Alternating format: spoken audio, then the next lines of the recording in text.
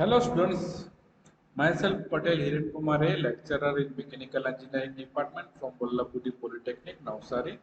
Today we will learn a subject of power plant engineering and we are discussing about gas turbine power plant. તો આજે આપણે gas turbine power પ્લાન્ટના મહત્વના ભાગો અને તેના કાર્ય વિશે સમજવાનું છે. તો પહેલા એક ઇન્ટ્રોડક્શન જોઈ લઈએ નાનકડું.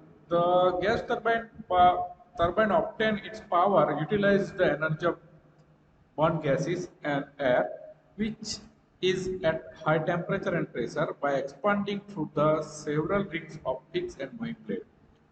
It does resemble a steam turbine to get a high pressure of order of 4 to 10 bar of working fluid, which is essential for expansion.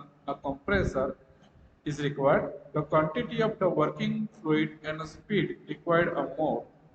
So generally centrifugal or an axial compressor is employed. The turbine drives compressor and so it's coupled to the turbine shaft.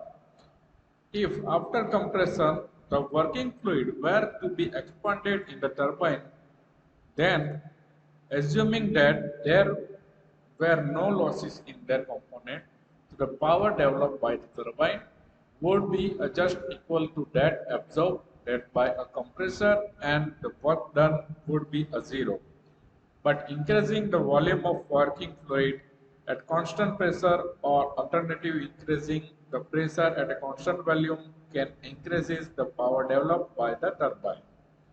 Adding heat so that the temperature of the working fluid increase after the compression may do either of these.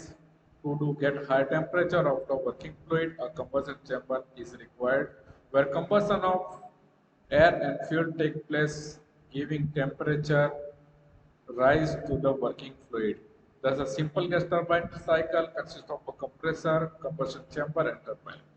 તો generally ઇન્ટ્રોડક્શનની કરીએ તો gas turbine જે device છે જેની અંદર શું કરવામાં આવે છે કે એરના એના ત્રણ ભાગ છે કમ્પ્રેસર, કમ્બશન ચેમ્બર અને ટર્બાઇન. તો સૌપ્રથમ એટમોસ્ફિયરમાંથી એરને કમ્પ્રેસરમાં લાવવામાં આવે છે, ત્યારબાદ કમ્પ્રેસરમાં એરને કમ્પ્રેસ કરવામાં આવે છે. એ એરને હાઈલી એરને જે કમ્પ્રેસ થયેલી હોય છે, જે હાઈલી પ્રેશરાઇઝ એર છે તેને કમ્બશન ચેમ્બરની અંદર મોકલાવવામાં આવે છે. કમ્બશન ચેમ્બરમાં એ એર અથવા તો ગેસીસ જે ફ્યુલ સાથે મિક્સ થાય છે અને તે ફ્યુલ અને એરનું મિક્સચર અથવા તો ફ્યુલ અને ગેસનું મિક્સચર ક્યાં જાય છે? ટર્બાઇનમાં. ટર્બાઇન વર્ક કરે છે. ટર્બાઇનનું કનેક્શન જનરેટર સાથે કરવામાં આવે છે એટલે જનરેટર વર્ક કરે છે અને ત્યારબાદ બંધ થયેલો અથવા તો બાકી રહેલી ગેસીસ અથવા તો એર જે એક્ઝોસ્ટ ગેસીસ દ્વારા બહાર મોકલી આપવામાં આવે છે જેને ઓપન સાયકલ કહેવામાં આવે છે અને ફરીથી હીટ એક્સચેન્જર દ્વારા એને ફરીથી રિયુઝ કરવામાં આવે છે તો એ ક્લોઝ સાયકલ થઈ જાય છે. તો આ થઈ ગઈ તમારી ગેસ ટર્બાઇનનું introduction. Now the essential elements of the gas turbine power plant. હવે ગેસ ટર્બાઇન પાવર પ્લાન્ટની વાત કરીએ તો એની અંદર કયા કયા એલિમેન્ટ્સને આપણે યુઝ કરવાના છે. તો first of all compressor. The high flow rate of turbine and relatively moderate pressure ratio necessitate the use of rotary compressor. The types of compressor which are commonly used are of two types of centrifugal and axial flow type. The centrifugal compressor consists of an impeller, rotary component and diffuser stationary component. The impeller imparts the high kinetic energy to the air and diffuser converts the kinetic energy into the pressure energy. The pressure ratio of 2 to 3 is possible with single stage compressor and it can be increased up to 20 with 3 stage compressor. The compressor may have single or double inlet. The single inlet compressor design handle the air in the range of 15 to 300 meter cube per minute and double inlet are preferred above to 300 meter cube per minute capacity. The single inlet centrifugal compressor as shown in figure. The efficiency of centrifugal compressor lies between 80 to 90% and the efficiency of multi-stage compressor is lower than the single stage due to the losses. The axial flow compressor consists of a series of rotor and starter stages with decreasing the diameter along the flow of air. The blade are fixed on the rotor and rotor are fixed on the shaft. The starter blade are fixed on the starter casing. The starter blade guide the airflow to the next rotor stage coming from the previous rotor stage. The airflow among the axis of the rotor, the kinetic energy is given to the air as it passes to the rotor and parts of it is converted into pressure. Now તો આપણે વાત કરીએ કમ્પ્રેસરની તો gas turbine power પ્લાન્ટની અંદર સતત દહન પ્રક્રિયા અને ઉચ્ચ માસ ફ્લો રેટ ધરાવતો પાવર પ્લાન્ટ હોય છે જેથી તેની અંદર ડાયનેમિક કોમ્પ્રેસર એટલે કે સેન્ટ્રીફ્યુગલ ફ્લો, એક્સિયલ ફ્લો અને મિક્સ ફ્લો વપરાય છે. હવે તમે વાત કરીએ તો axial centrifugal flow, axial flow કે મિક્સ ફ્લો પ્રકારના કોમ્પ્રેસર ની અંદર સિંગલ સ્ટેજમાં 4.1 જેટલો પ્રેશર રેશિયો હશે. મલ્ટી સ્ટેજની અંદર 15 kg ફોર્સ પર સેન્ટીમીટર સ્ક્વેર જેટલું દબાણ તથા 15 થી 300 મીટર ક્યુબ પર મિનિટ જેટલો માસ ફ્લો હશે અને એનાથી વધારે હશે તો એ મલ્ટી સ્ટેજની કહેવાશે. સેન્ટ્રીફ્યુગલ કમ્પ્રેસરને કારણે ગેસ ટર્બાઇનનો ફ્રન્ટ એરિયા વધારે હોય છે. હવે એક્સિયલ ફ્લો કમ્પ્રેસર સિંગલ સ્ટેજની વાત કરું તો તેમાં 1.2 જેટલો ઓછો દબાણનો ગુણોત્તર હોય એટલે કે ઓછો પ્રેશર રેશિયો હશે જેને કારણે 5 થી 14 જેટલા સ્ટેજની જરૂર પડે છે. જ્યારે મલ્ટી એક્સિયલ ફ્લો કમ્પ્રેસરમાં 10 kg F પર સેન્ટીમીટર સ્ક્વેર જેટલું પ્રેશર અથવા તો 150 થી 300 મીટર ક્યુબ પર મિનિટ જેટલો માસ ફ્લો રેટ તમને મળે છે. હવે એક્સિયલ ફ્લો કમ્પ્રેસરના કારણે ગેસ ટર્બાઇનનો ફ્રન્ટ એરિયા ઘટે છે પરંતુ લંબાઈમાં શું થાય છે? વધારો થાય છે.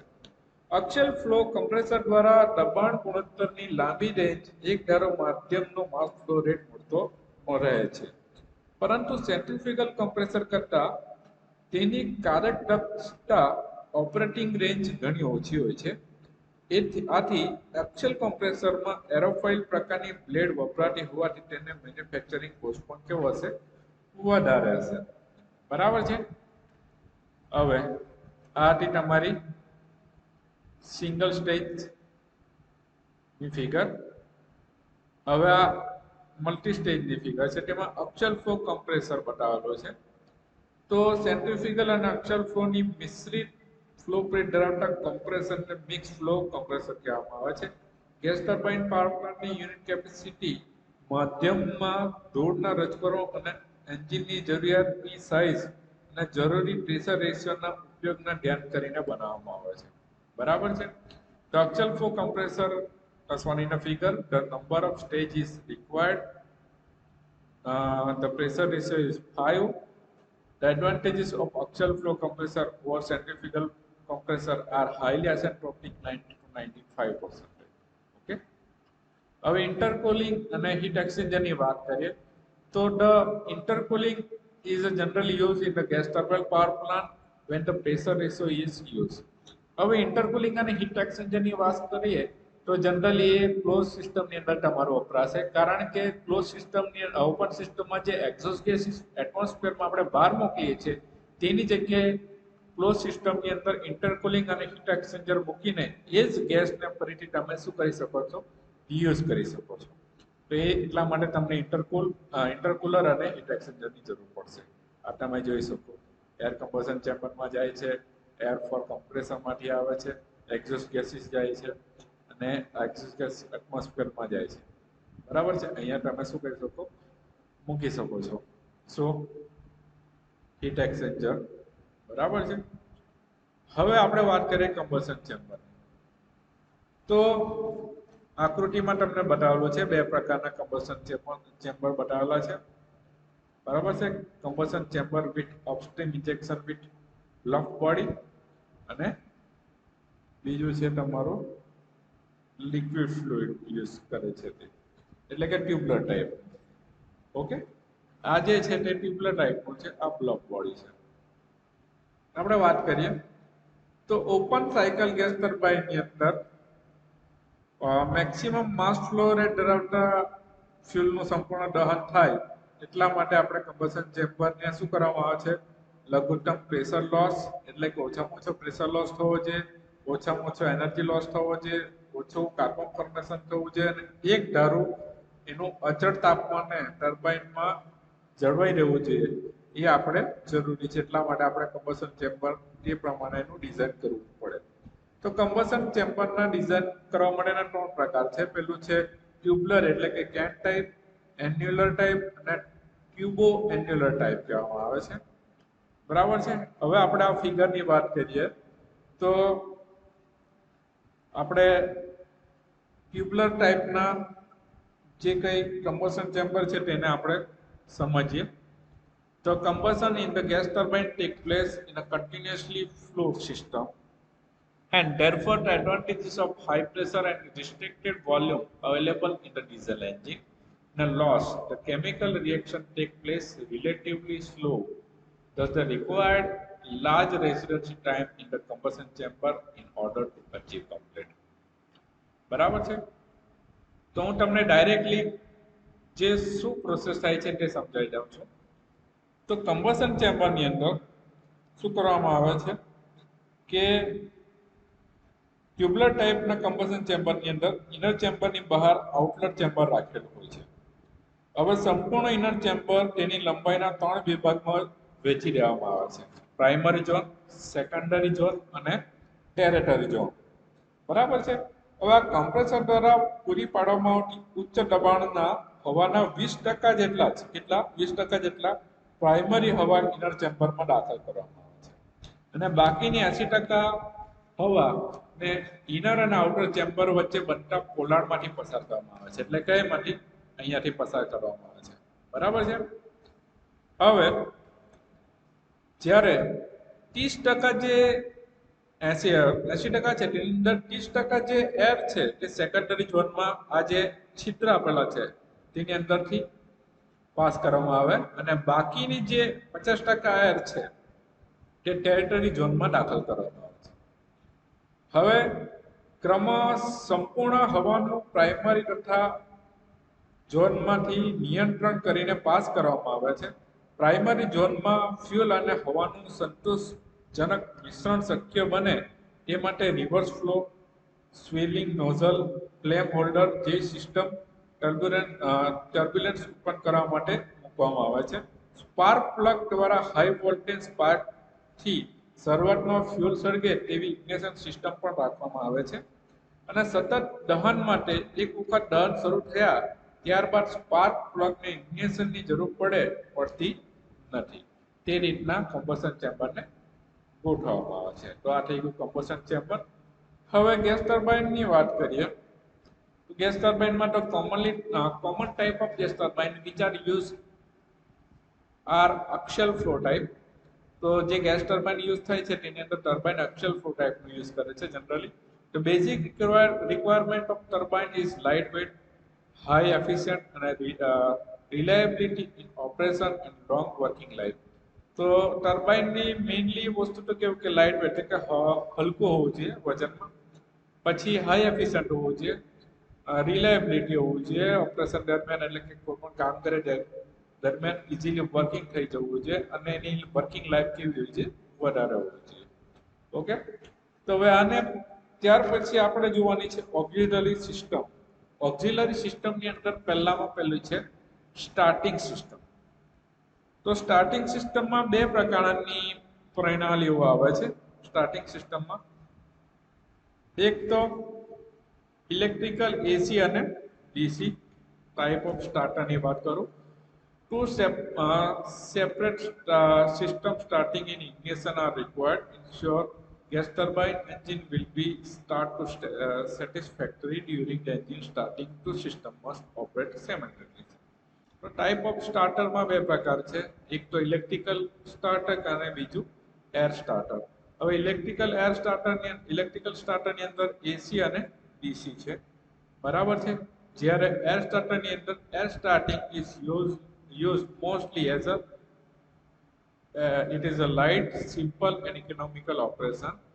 As air starter motor has a turbine rotor that transmits power through a reduction gear and clutch to the starter output of the shaft that is connected with the engine.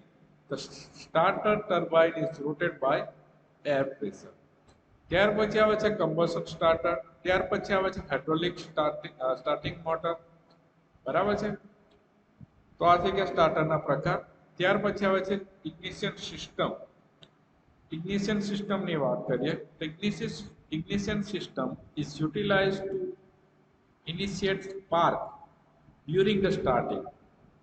Once it starts, combustion is continuously and working of ignition system is cut off automatically. તો ignition સિસ્ટમની અંદર સ્ટાર્ટિંગની અંદર spark કરી દેવામાં આવે છે, બરાબર છે. ત્યાર પછી એનું કમ્બશન થયા કરે છે, એટલે કે એનું દહન સતત થયા કરે છે.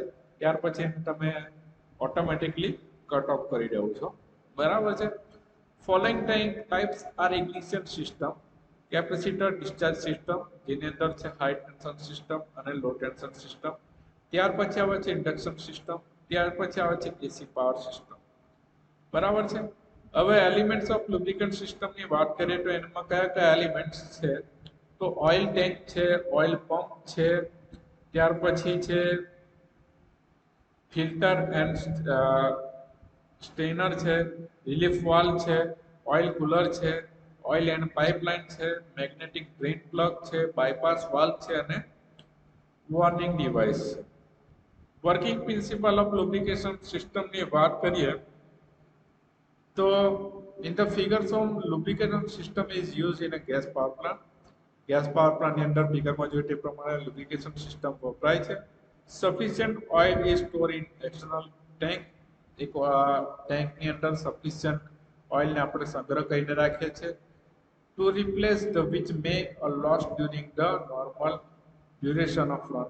એટલા માટે કે જ્યારે આપણને ફ્લુઇડની જરૂર પડે અથવા ઓઇલની જરૂર પડે ત્યારે તમે યુઝ કરી શકો છો. A relief valve is fitted to the return of excess of oil to the pump inlet then that are required of lubrication. A lubrication system તમને અહીંયા આપી દીધેલી છે. ઓઇલ ટેન્ક છે, આ ડ્રેન પંપ છે, ઓઇલ અહીંયાથી જાય છે, ઓઇલ પંપની અંદરથી પાસ થાય છે, બરાબર છે. પ્રેશર રિલીફ વાલ્વ અહીંયા મૂકેલો છે, બરાબર છે. આ ડ્યુઅલ ગેજ સિસ્ટમ છે. હવે આપણે વાત કરીએ છીએ તે પ્રમાણે આ લુબ્રિકેશન સિસ્ટમ થઈ ગઈ. હવે ફ્યુલ સિસ્ટમ અને કંટ્રોલ, ફ્યુલ સપ્લાય સિસ્ટમ અને કંટ્રોલ. તો ફ્યુલ સિસ્ટમની અંદર વાત કરીએ તો ગેસ ટર્બાઇન પાવર પ્લાન્ટમાં ફ્યુલના પ્રકાર, એર ફ્યુલ રેશિયો, કમ્બશન ચેમ્બરની design, turbine inlet temperature, unit capacity વગેરે પરિબળો જુદા જુદા પ્રકારની સપ્લાય સિસ્ટમ આવેલી હોય છે. ગેસ ટર્બાઇન પ્રકારના ઉપયોગ અનુરૂપ તેના જુદા જુદા પ્રકારની ફ્યુલ વાપરીએ છીએ. હવે એક તો એર યુઝ કરીએ છીએ, ફ્યુલમાં નેચરલ ગેસ યુઝ કરીએ છીએ, લિક્વિફાઈડ પેટ્રોલિયમ ગેસ યુઝ કરીએ છીએ, બ્લાસ્ટ ફર્નેસ ગેસ યુઝ કરીએ છીએ, કોલ ગેસ યુઝ કરીએ છીએ, જેવા ફ્યુલ આપણે યુઝ કરીએ છીએ. ફ્યુલમાં distil oil, residual oil, kerosene, diesel વગેરે આપણે લિક્વિડ ફ્યુલ યુઝ કરીએ છીએ. જ્યારે ક્લોઝ સાયકલ ગેસ ટર્બાઇનની અંદર પલ્વરાઇઝ કોલ, કોલસો તથા અન્ય ગન બર્નરનો પણ આપણે યુઝ કરીએ છીએ. ફ્યુલના પ્રકારને અનુરૂપ જુદી જુદી ફ્યુલ સપ્લાય સિસ્ટમ વાપરવામાં આવે છે. ટેકનોલોજીના વિકાસની સાથે સાથે તેમાં સતત સુધારા થતા રહે છે. તેથી આપણે પ્રવાહી સ્વરૂપ માટેની સરળ ફ્યુલ સપ્લાય સિસ્ટમ જોઈએ છે, જે અહીંયા બતાવી દીધેલી છે તમને. તો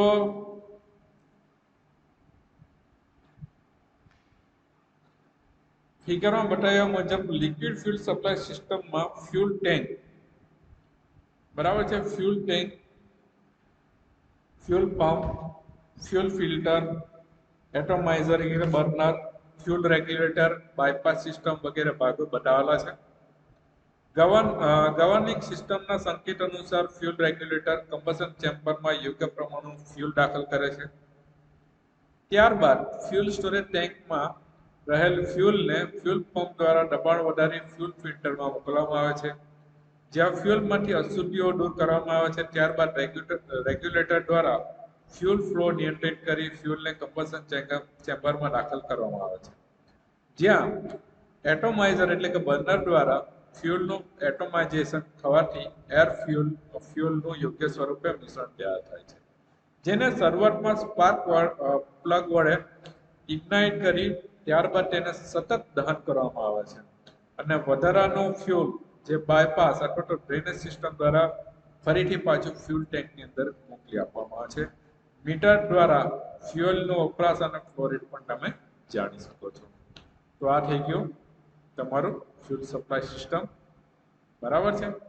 હવે ઇન્જેક્ટરની વાત કરીએ તો there are various type of injector. બે પ્રકારના છે, સ્પ્લાશ પ્લેટ ટાઈપ ઇન્જેક્ટર અને ડુપ્લેક્સ નોઝલ, બરાબર છે.